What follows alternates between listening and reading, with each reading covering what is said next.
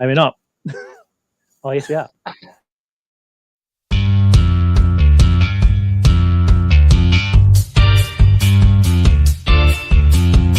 Welcome to the Draftstars AFL show with Smatho and Roody.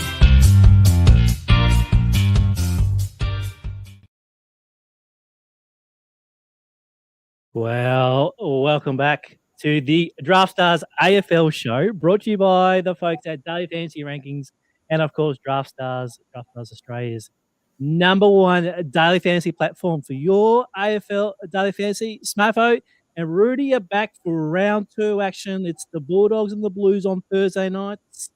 Welcome to all our viewers who are watching us on YouTube or Facebook here on Draftstars. And all guys who've got the old pods in their ears, listen to the podcast as well. Welcome to you guys as well. Also, welcome back to the show after a brilliant debut last week. Got some fan mail throughout the week there, Roody. Welcome back to the show. Great to have you back. Thanks, mate. Thank you very much. And thanks to all those. I got some underwear delivered in the mail from some fans, but it was bullshit, man. It was mail and it was soiled. So I'm not so happy about that. But yeah. General thoughts from last week. Obviously, it was the grand final rematch. It was obviously the Bulldogs and your Demons. Another cracking match. What was it like seeing that particular game last week?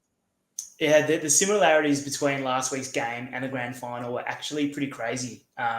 Like the first few quarters just went exactly how the grand final went. We came out of the blocks, they came back, and then we just shoved them back in their kennel.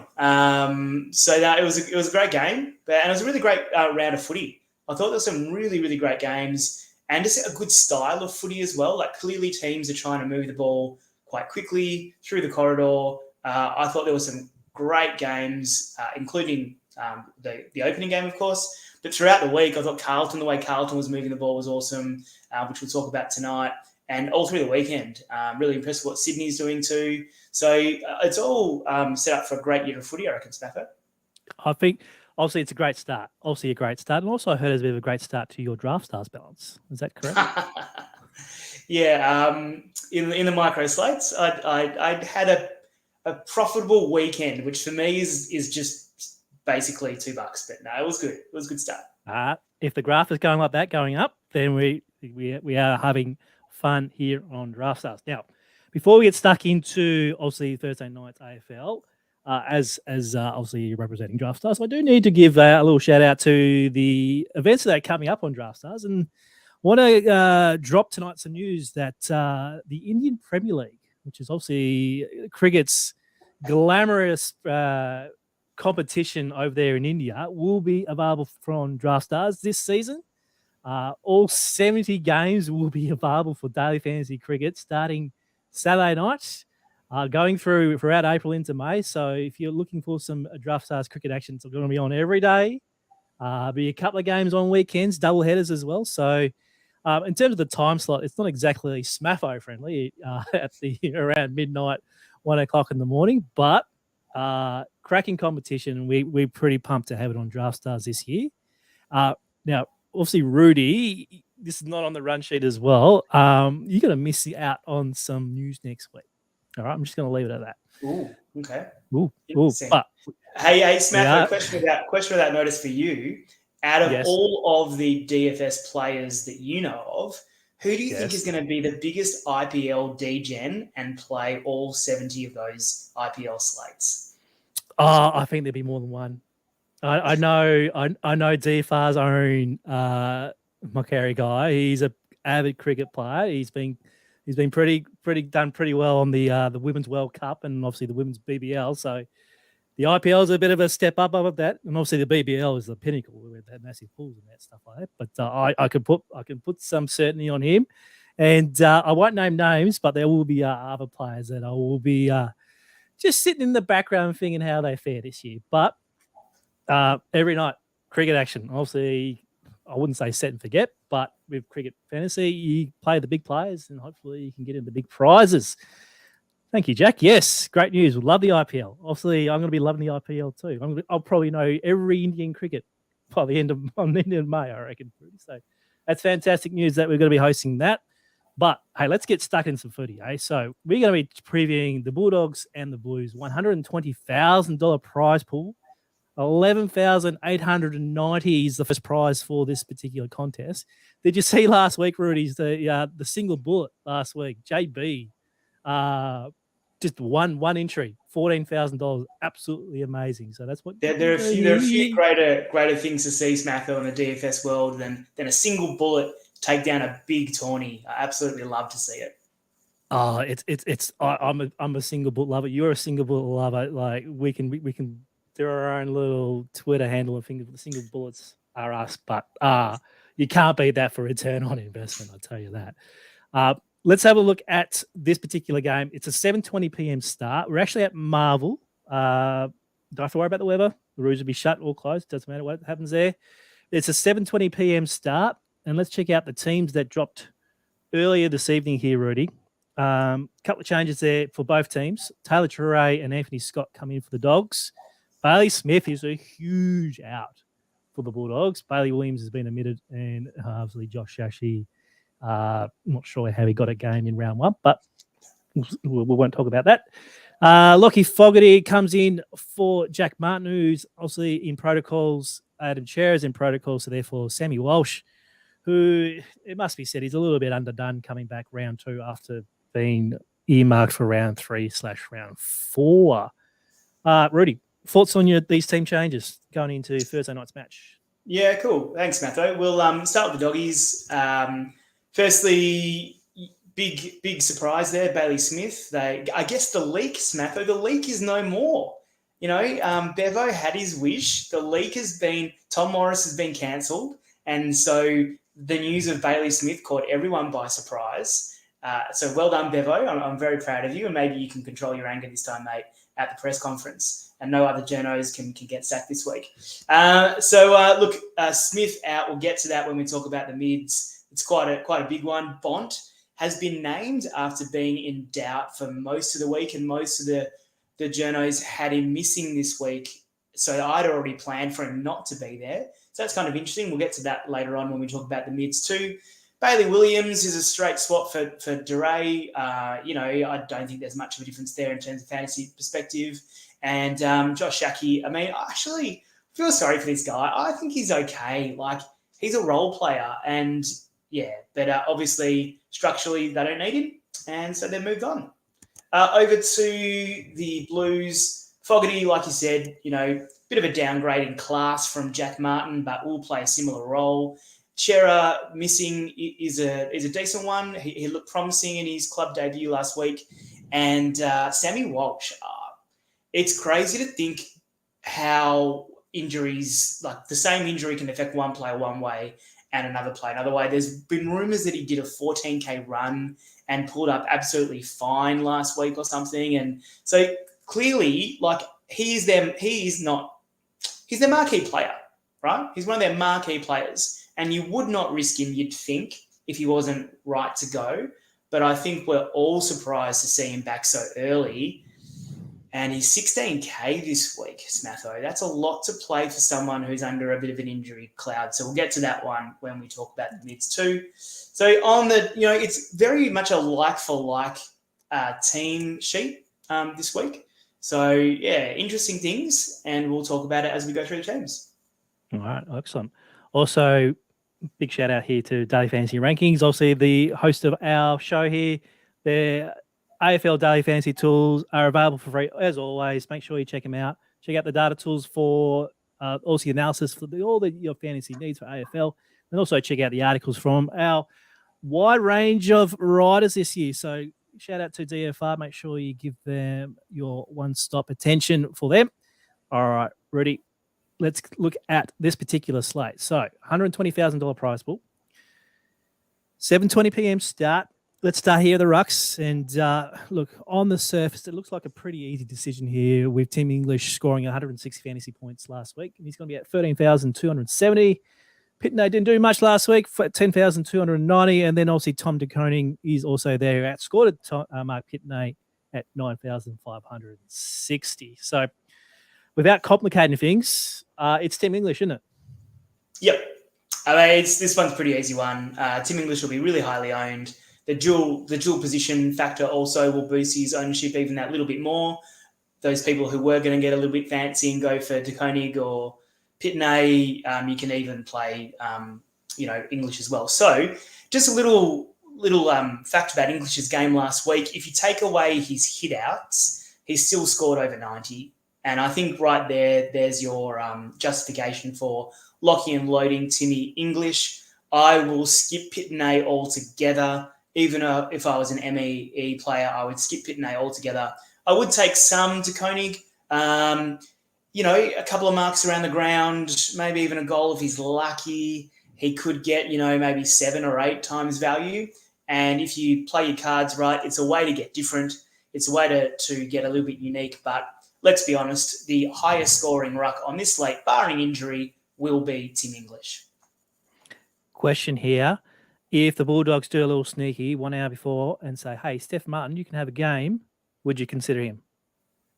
Steph Martin, if he's a late inclusion, what's he, 7-something? Yeah, I probably would, to be honest, just to try and get a 50 or so from Steph Martin and then use that saving somewhere else, especially because, as we'll discuss in a moment, getting a little bit different in your back line is a great way to differentiate yourself this week. So if Martin is a late in, and let's be honest, something's going to change. I spoke to you pre-show about this. I like Bevo is, he's seething. He's cagey. Something's going to happen this week. You just know it. All right, fair enough. All right, let's move straight on to defence. Obviously, the great story was Sam Doherty kicking a goal last week in his return match, 14,380 leads to the defenders here. Caleb Daniels there at 13,380. Obviously, some big scores here from the guys down the mid-tiers, including Crozier at 10,380, Sard at 10,250. And if I scroll down, not much else, apart from Os McDonald there at 6,480, who's likely going to get a few clicks this week. So, you did obviously mention before in your overall synopsis that we're going to find some cheaper players being selected here than the studs. So studs being contrarian plays, are you interested in anything at the top 5 or 6 here? Yeah, I mean, let's be honest, we could even jump to the midfield and just for a second, we'll come back and analyse it later. But let's say you stack your midfield with the McRae, Cripps, I think is going to be the second most popular player after English, and a couple of other top-tier mids, then you're not going to have any cash left. You're going to have to go for Oscar McDonald, Mitch McGovern, Ed Richards in your back line. So, of course, if you want to be different, and let's be honest, why did that single bullet win? Well, one of the big reasons was he saw the late inclusion of Crozier, because he did out Crozier, didn't he, the guy who won? Yep. Yes. And got him at 5%, I think, which is exactly what you need to take down a big slate. So you got to think like that. You can't just say, I want all the players who are going to score the highest. Well, of course you do. That's what everyone wants, but it's not what happens during a game. So you have to build a team with what could happen and what will help me win the slate. So paying up for some defenders will be a popular play. Paying up for defenders will be a contrarian play, whereas paying down will be the popular play. And then, like you said, Smatho, those mid-tier guys did really well. Crozier, as we mentioned, could he be impacted by Duray's inclusion? I think the answer is yeah, possibly. But then again, Bailey Williams didn't really impact Crozier scoring, and Duray and Williams play a similar role. So I think you could click Crozier with some confidence. Adam Sard, not someone I've ever really clicked in any form of fantasy. But that price and that ceiling, that's pretty attractive as well. So definitely a range of options in the back line, Smatho, which is unusual for a single slate. There are multiple ways you could attack this. I still believe that obviously your Ed Richards, Mitch McGovern, Oscar McDonald will be the most popular selections here. Obviously, Keith and Garner are your key position types. I'll be starting my teams again if you can only afford those two. But yeah, you've got 3 options really. You've got your Richards at your cheap, McGovern cheap, McDonald cheap. You've got your mid-tiers and Sard, Williams, Crozier, and then obviously your guns in terms of Doherty, Daniel, Newman. And then obviously Hewitt. Obviously, if you want to play Hewitt, you could probably consider him as a defender instead of using your midfield spot. it'd be interesting to see these kind of builds. Yeah, I also like to mention Bailey Dale. I reckon could go really under the radar. He can have some really big games, and he won't be owned because, like you just said, people will go through one of those three options. They'll jump over Dale to go to Daniel and Doherty. So Bailey Dale could be a good play there. Okay. Do you want to move on to the forwards before the mids, or you'd like to go straight to the guts? No, let's do the forwards first. All right, so let's have the forwards.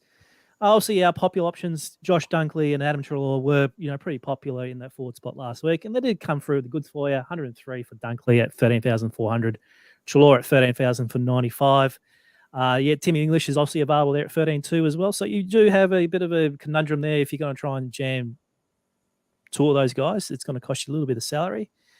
I was all over Jack Silvani last week. He did all right.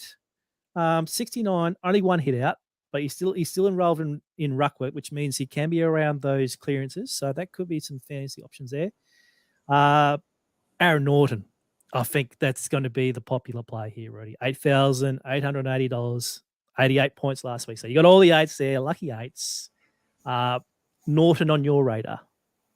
Yeah, he's got to be, doesn't he? Like, he looked super impressive last week, and he looked amazing in the preseason game too. I think we mentioned that last week in our rundown. But he's going to be popular at that price with his ceiling, and he gave us the classic Norton game last week. What's his absolute ceiling? I don't really think it's much higher than this. He played. I mean, obviously, if the Dogs had have kept on with that run that they had in the second quarter, he would have been their main target still. I just think that, Carlton's back line was impressive. It was more impressive than I thought it was going to be last week, but it's still not great. However, the Dogs always go to Norton. They need someone else. And so my worry with playing Norton and the argument for not a total fade, I think that's ridiculous to totally fade him, but just a lower percentage in the field is that, Wiedering plays a better role on Norton, and they're too Norton focused, and that stifles them in some way. I think that's the only argument you could make for not being really high on Norton, because that price is sensational. Yes. Now, speaking of some prices down towards the lower end of the spectrum, Owies 44 last week. He's at 7,580. He looks lively, but you need a little bit more from him. Cody Waitman was a popular choice last week and stunk it up for 24. No Josh Saki this week, so therefore we've got Vandermeer, Anthony Scott, and Jamara Ugle-Hagelin. He's there at the minimum price, 6,000. So do you want to touch here on Jamara in terms of his fantasy prospects? Because he's pretty much forward pocket at best, isn't he? Yeah, I mean, he's a forward pocket, but like we just said, they need another target, and they've got to play him. Like, they've got to play him at the moment. With Josh Bruce injured, there's no reason why not to play him. If Martin's in the team, obviously, then English can go down forward. But while English is the sole ruck, you have to have another key forward. And I think that's what they learned. That's why they're bringing him in this week, because that Norton-centric forward line just didn't work well enough. So Jamara, yeah, sure, go for it, have a hit. A couple of goals gets you a 50, and that's not a total disaster. So, he's not on my radar, but a little contrarian pay down option might not be the worst idea in the world. Latham Vandermeer, I think, is a good option down the bottom of the table as well, kind of playing that similar role that Lipinski played last week. I'm sure it would have really hurt Bulldogs fans to see Lipinski play so well. But, I mean, we always knew he was a good player. You can't fit everyone. It's like Matt Kennedy at Carlton.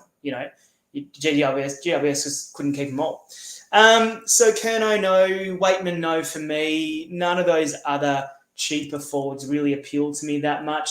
Lockie Fogarty might slip under the radar. I had him in a different kind of competition last year, and he popped up with a couple of 80s here and there. So not terrible at his price, and definitely won't be a very popular choice. And then it's clear the others. Jack Silvani, you mentioned his ruck role, but with Taccone there, I think we can say goodbye to that. It's just not going to happen anymore. He's going to be a stay-at-home forward and he's a good forward. Like, I think he's an underrated player. So, yeah. So, down again, similar to defenders, you kind of got your bottom price players, not that much in the middle apart from Norton, and then all the way up to your mids masquerading as forwards. Yeah, I can see it playing out three ways here. You'll have Norton and a 13K guy. You'll have Norton and like a Vandermeer Jamara play, or you've saved enough money to get both, say, Treloar and Dunkley in your team and English, and then try and save in your defenders and your midfielders elsewhere. So that's probably how the field goes. So if you want to start looking at Mackay's and Silvani's and the Fishers and the Fogartys, you're going to get them at minus 15% in ownership. Smatho, you didn't just do what I think you did. You just did my pet hate in football commentary, which is pluralize players' names. Okay, there's only one Silvani playing, not your Silvanis, and I cannot stand that, mate. It's the teacher in me coming out. Okay, one more time, and that's going to be a detention. Okay. Right. All right. First and final warning. Fair enough. You got me there. You got me. Yeah, true. You got me. Wish Hef kind of pulled me up last year on these kind of things. We get the bad habits. No, he did it too. All don't worry. He definitely did it too. Fair enough. All right, midfield. Now, obviously, yeah, Bailey Smith out. Bont under an injury cloud. Obviously, Chera gone. COVID. Jack Martin to some extent. Walsh back in. This is going to be a tough kind of midfield selection. What are you thinking here if you do have the cash to splash? Yeah, it's interesting. I was actually, before I saw Bont named and all the stuff happened today, I was actually building a Carlton-centric midfield, which is an odd thing to do on a Bulldogs slate, I know. But that was how I was going to get a little bit different, was to go, let's just, get through the easiest one. First, Cripps. I just can't see how you make an argument against him at that price, looking as super good as he does. I don't think there's a footy fan around who isn't happy to see Cripps back at his best, because he is a really amazing player to watch. And he's kicking goals as well. He's kicked 2 goals last week, 3 goals in the preseason. He's just playing that role perfectly. So he's a lock and load for me. I don't think you need to be worried about ownership. He's going to be high, but get different somewhere else. Sometimes you just got to eat that chalk, as they say in the classics. But in terms of like McRae, God, I love him as a fantasy player. If I'm throwing 4 lineups in, I might actually just have one McRae, to be honest, and try and splash it around somewhere else. I will be. So, okay, let's start again. I'll go through my Bulldogs preferences first, and then I'll go to Carlton. So, like I said, McRae, even with Bailey Smith out, I'm looking at going lower than the field on him, even though he clearly has the highest ceiling on the slate. I just think he's a little bit too expensive, and it's to get different. You need some money to get different this week. Sam Walsh is. I said I was going to do Bulldogs first. You're doing Bulldogs. Bont. Yeah, under the field again for me. Under an injury cloud, of course, and I'll be lower than the field on Bont. So I'm going to target Treloar and Dunkley as my preferred midfielders. I know that kind of makes sense. It's not really any big surprise. If you wanted to get a bit funky, you could throw in a Libba, but that'd be a real unique play. I reckon you'll get 15% Libba. Smatho, what do you reckon his ownership would be? Yeah, 15% if Bontempelli plays. If he doesn't, then yes, you'll be pushing some more chips into Libba if the Bont is out. Yeah, and I think that's the other key that you always say as well, is look out for final teams. I think something funky is going to happen here, but we'll see what happens. Down the tree, Hunter, no, not for me. Rocksmith, he got pretty close to value last week, so not a bad pay down option for the Bullies. So let's go to the Blues, of course. Sam Walsh, just can't pay 16 for him, underdone, just can't do it. I made a little bet in a chat group that if he scores more than 110, I will ban myself from that chat group for a week. And I'll stick to that. I just don't think he's going to score well tomorrow night. Matt Kennedy, next to Cripps, he's my favourite Carlton midfielder to pay up for. I'm buying the hype. I think he can easily go around again. Bulldogs do give away quite a lot of points to midfielders, so happy to go back to the well with Matt Kennedy. George Hewitt, I think there are better options around that price. I'd rather find the extra $500 and go to Treloar than Hewitt. I think Hewitt's ceiling is around that 90 to 100, whereas Treloar is a little bit higher than that, and Dunkley is definitely higher than that too. So Hewitt's not really on my radar either. And then if you look down the list of salaries, Zach Fisher was pretty popular last week. He always is on these single slates. He can pop up for his 70s and 80s. Not really on my radar tonight, but Durden is the other pay down option, which will give you the flexibility to do a bit of a midfield stack and also fit in Timmy English in the ruck position. Any differences of opinions there, mate? No, I think you've covered that pretty well. Obviously, yeah, key things you have to look out for. Final teams. This is the Bulldogs, remember. All right. Carlton's under a COVID cloud. They've got no coach. They've got, no chair. So while it's lovely to make, teams on the toilet on your morning smoko kind of thing, unfortunately, you'll have to circle back come 6:20 Australian Eastern Daylight Savings Time when the teams drop there. Mate, let's have a look at your team of the week. Obviously, you've been pretty good so far. Looking to go 2 from 2. Start the rocks. Who we got?